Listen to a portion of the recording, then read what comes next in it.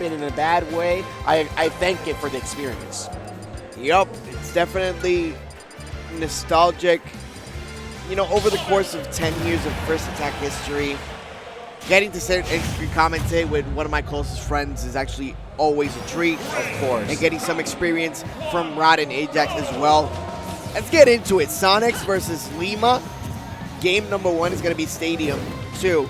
So, you know, I do believe that how the way this is going to play out is just that they're going to be as defensive as possible first. You cannot commit too hard on the first instance. This first hit matters a lot. And there we go. First hit, and there we go. Sonix is going to try to take this on as long as possible. 44%, very respectable from an up air starter. Yeah, actually connecting him into itself and then a back air. Like you mentioned, 44%, not bad. Now it's Lima's turn to actually get some stuff going. Now Fair is going to try to actually get some combos out from Sonix. It's a frame 5 move as well. So it's a pretty fast move if you want to break away from anything that Bayo actually wants to hit. That's the problem that you're going to see from up airs from Sonic, though. First hit can connect sometimes, but not all the time connects into itself. This is the hardest thing right now. As soon as Lima had that 40-ish%, right? Lima had to commit, was trying to press a lot of buttons, force a situation. Sonix was able to dodge, hold shield, and just wherever it was too much commitment, it was a hard punish. Just like right now with that back air. Yeah, afterburner kick to try to get on stage, it was either going to be that or eventually Sonix, I felt like he was going to punish the landing. As soon as Bayo continues to use their arsenal of moves, just sharking onto those up airs to 38%, Sonix really doesn't have to do much to do any type of damage. Just because Bayo can get so much racked up, it's been pretty difficult for Lima to actually get anything going on the offensive side. Like, Sonic is going to start stacking damage no matter what. Yeah. Now, the difference here is just some of these moves are just, you know, they feel like you're getting hit by a truck, especially back air. And the up airs, while you're being juggled, they kind of just like, it's like a 10%, 9%. But the real gist of things here, back air, forward air, those are the real scary ones. And that charge F smash, you just see how much Lima stalled there just so they wouldn't get destroyed by the up air, by the forward smash. Yeah, beautiful recognition onto the directional air dodge as well to avoid actually getting hit by the forward smash. If he went for another witch twist, it definitely could have been the stock right there. Nevertheless, Sonix is not letting up just because he's recognizing that Lima is constantly jumping into him, and that is why the up airs are going to come out and the up tilts as well, just to force Lima to try to reset neutral before actually going upstairs to try to get Sonic away. Lima's trying to hit with these back airs. Lima, like, back air is one of the kill options here. Sonic's, you know, floods a little bit the recovery, but here we go. Once again, there's a lot of percent to kind of catch up. And Bayo's forward air works similar to, like, those multi-hits that kind of pop you up. But Sonic has a lot of good options to punish those. He actually went for an afterburner kick, and Sonic already anticipated, clanked up the shield, and up smashed out of it. Defensive play by Sonix has been masterful throughout this first game. There's a lot of to see here from this showcase of, like, straight punishes. He was aware of the collision, and there, after these commitments, he got a quick 70%. Lima is struggling in this game number 1. Directional air dodge, oh my god. Another anti-air punish. Yeah, Lima is definitely falling into the traps as we see that instant replay. Afterburner kick is going to be clanking on the shield, and just because he's upwards, Sonix is going to be able to punish one more time. He knows that Lima is going to jump because if he goes on the ground, he is going to get punished. He doesn't have that many options as Bayo, so the air is going to be Bayo's best friend. Unfortunately, that best friend is not being good to them. Consider this, right? If Sonic is holding shield, Bayo uses afterburner kick, and there's different distances where we can use it, right? There, he used it kind of like that max distance was right above him, up smash. But what if you try to, like, cross him up?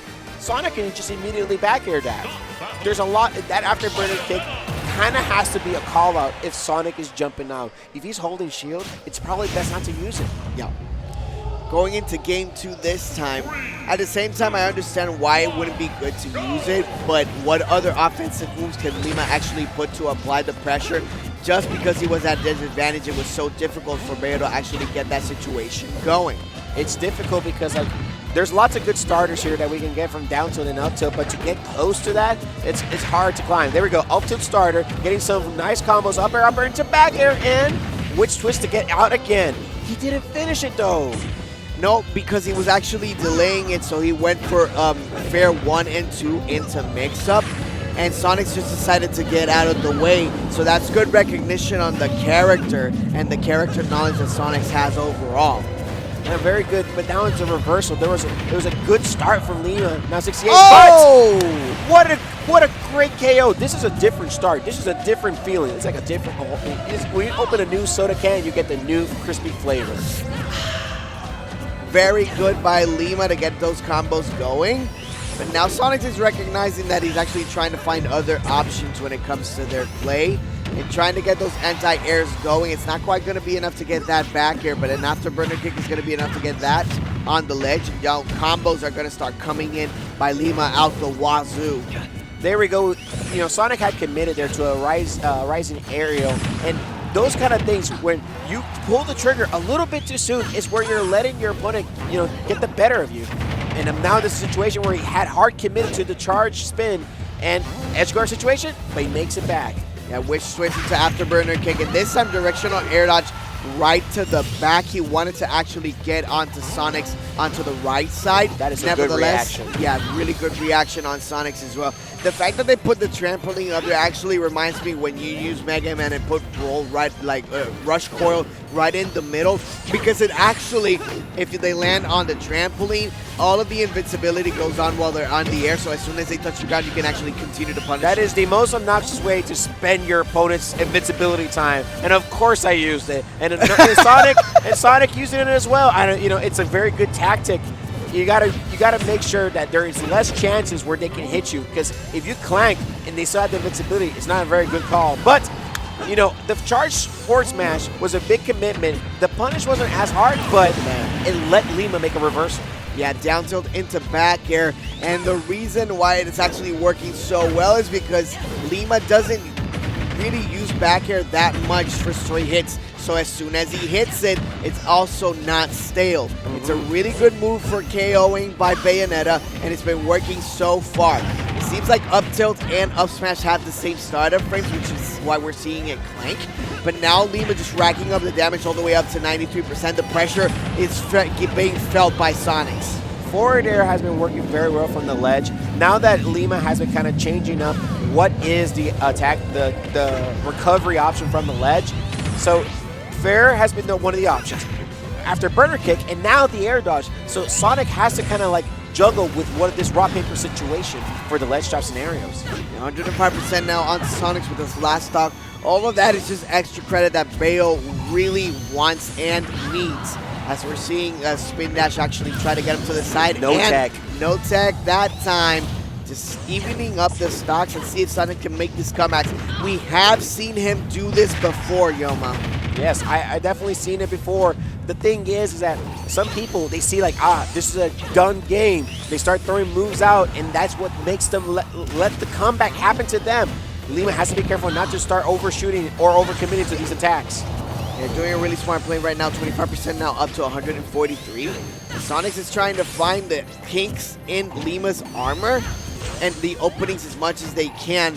He needs to start forcing the issue a little bit more though. Well, 2 minutes and 50 seconds is quite enough time to actually get some lead in, but not having any platforms is going to be difficult for Sonic's maneuverability on the stage. No. Actually getting spin charge that time for 79%. 89 now up to Lima, 143%. Witch twist is going to not quite do it. Directional air dodge is going to be wasted by Sonix. Actually gets punished onto that. 89% now up to the Bayo. Up air, 100% up to Bayo. This is actually quite doable, but the back air is going to seal it. Woo. I felt Lima sweating from my commentary. Woo. That was a very close call. Now, like they both knew any given moment Sonic can start racking up that percent real quick. Lima was at 20%, and for one interaction from the falling area that Lima did, he got up to 68%. And right there, it felt like a forward smash, but end of stock. now they were both fishing for lots of things. They had a falling aerial. They missed the kill aerials. But at the end, Lima finally get their stock with a falling back air. Adaptation is going to be the name of the game for Dominican Republic players overall, especially Sonix, considered to be #1 in the Dominican Republic, some of the best players in the world as well. And we are seeing them right here, First Attack 2022, Witch Twists coming out for 34, Nairs this time, Afterburner kicks, Witch Twist, all the wazoo. Of course, and one of the greatest things here is that we're seeing that use of the down tilt, using up tilts. These are the starters that will work, but this spike, but Bayo can still make it back. Sonix has been kind of like just relying on the S smash, which is, quite unusual, which, that lets the Bayo kind of, return back if they just not get too framed. But now we're seeing Sonix get back to the regular program. Yeah, Sour Spot back here is definitely a trooper from that Sonix has at his disposal. And I agree with you, Yoma. We have been seeing a lot of forward smashes, but the main reason why is because, again, he wants to really take advantage of the Witch Twist and how it doesn't really get onto the ledge as fast as possible. Now, spin shots are going to be the name of the game, and using neutral special to take away that stock, and Sonix is taking the lead. So that was like, a reminiscent about the earlier charge shot where he kind of missed the, the overall area where the opponent was and lost it. But now, because he's forced Lima to recover low every single time, he's just like, there's 100% you're going to be there. This charge spin is going to hit you. And now this is similar to game #1 where Lima has to chase down Sonix, and it gets a little bit harder to get these kill setups. A lot harder as well. Yoma actually going for a couple of guns. Maybe recognition that he was actually going to dodge out. 80% now up to 124. Oh! This time, What a whip punish. really good job. You would expect him to actually go for forward smash right at the ledge, but he knows, okay, he's going to jump and I'm just going to catch him on the landing.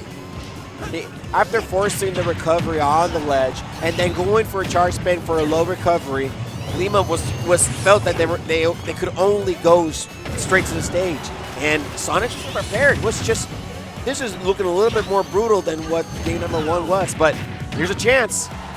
Not quite going to do it with that fair 1, 2, and 3, 187% now. Sonix defense actually playing a lot of dividends in game #3. I can definitely see if a spin dash close to the ledge could get into a forwarder, could just be the stock, but I can see any win potential here. Oh, the Witch Twist dragged him in. That F smash was what you were saying he was fishing for. Yeah. But the Witch Twist worked in his favor. He just barely dragging him in. He's actually dragging him down 213% onto Sonix. He's looking like Bowser now, the way that he's super heavy. But Bayo does have difficulties as they don't have a kill confirm, in particular at high percents.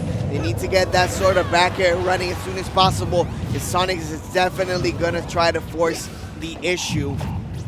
And then, Bayo really doesn't have that many kill throws. It has to be like close to the ledge, that forward throw, and just, kind of like, I felt like I committed. It's over. Just take the stock, man. Yeah, just take the stock. He moves a little bit to the front, knowing that the guns were going to come out eventually. Probably low profiled it a little bit with the down smash and takes away that stock. A convincing 3 stock, by the way, by Sonix to respond back the deficit that he had versus Lima on the previous game. So Sonix 1 win away to face Kept in winners finals. So yeah, 2-1. Now the games have been basically, I think PS2 final. Now, final was Lima's counter fake, and Sonix kind of was like, you know what? I'm gonna show you how I actually play on FT. Now Lima now is gonna do their counter pick. In here, I feel like if Lima can get the down tilt once again, the up tilt, then we can get things started. But after 1 point, Lima kind of, it was like a runaway train, couldn't catch up. Yeah. And, trying to catch with the afterburner kick, trying to hit with up airs and back airs, but nothing was hitting. This is now going to be where, can you get these moves? Can you get these things started? Don't let them run away with it. Yeah, Night of Fate, definitely one of the best songs in the Kingdom Hearts franchise as we go into Hollow Bastion this time. Pivotal Yoma is going to be the the first person to get the stock is definitely going to take the game. And we've seen that pattern actually throughout the entirety of the set, just because it establishes momentum early and then forces the other one to actually get a lot more aggressive, which is exactly where you want your opponent to be, especially in this matchup. Now this is, I think, a two-frame. That is back-to-back punishing the special recovery moves. And then we're getting a fair train by Lima. We'll see how much percent we get. Now we're finally going so far with this. Back air, living. But look, Sonix is at 100%, and that is all for one initial interaction. So going for Witch Twist one more time and covering the options with a fair bat within. Needs to be careful. Actually went for Witch Time that one. A little bit of a panicky move. Nevertheless, I was actually concerned that Lima would have lost the stock there because like it looked wonky. It looked like they didn't have enough jumps or that we just were too low. But up till into back air, that's exactly what we're looking for. Yeah, brilliant DI by Sonix though. Surviving as much as possible all the way up to 149% now. Is Hollow Bastion a little bit bigger than Smashville or is Smashville bigger? I feel like Smashville is smaller. Okay, because I would have considered that would have been a kill on Smashville. It felt like that was a really close call, but oh my God, not like this. This is exactly like what the thing you don't want to happen. You had the lead, and suddenly a fresh backer from center stage gets a KO. That was a hard DI down. And that was another punish for the afterburner kick. Sonix is recognizing that most of Lima's offense is coming in the air. He needs to find ways to approach. He actually uses afterburner kick, but actually gets him with a sweet spot onto the backer to take away that stock and just racking up damage all the way up to 58 now. Now, like in the ledge trap scenarios, Sonix now, when Lima's at the ledge, is doing falling air, falling. Oh, no, Witch Twist punish! Like you said, this is another situation where the special recoveries are getting hard punished. Sonix was not getting the timing earlier, but now he has that on point, on lock. Again, it's a lot easier for you to actually punish that Witch Twist, and Lima threw it out because he's been using directional air dodge all the time to avoid those two-frame punishes by Sonix. Nevertheless, 181% continues on the pressure. Sonix is looking clean and poised to meet kept in winners finals. Gosh, if I've been getting hit this many times and I still haven't taken the stock, I'm starting to lose my mind. And here we go, the Witch Twist trying to get an edge guard. He techs it, but we're continuing on. 200% on Sonix, and he's still not done. Dash attack, 84% on Bayo. We might see another 3 stock on deck for Sonix. What you got for us, man? Actually going for another upper, that time for 95%, setting up another situation, maintaining stage control. Up smash is barely going to miss the mark. Like, Lima knows that this is the hardest thing to do right now because you can't make it. And the Witch within. The bab within, yeah. That's within from the Witch Twist. Made him go so low he couldn't recover. Look at that face. As soon as Lima leaves, that's the face of a Stone Cold Killer right there. Actually, look at this two-frame one more time. Recognition on the Witch Twist is not going to grab the ledge as soon as possible, which is why he was using it in the first place. Good recognition on Sonix to punish that accordingly. He never gave up on it, and it eventually paid all the dividends. That is, without a doubt in my mind, a difficult, mountain to climb. It's a hill. Yeah. It's a hellish hill to climb, and whenever Afterburner misses as well,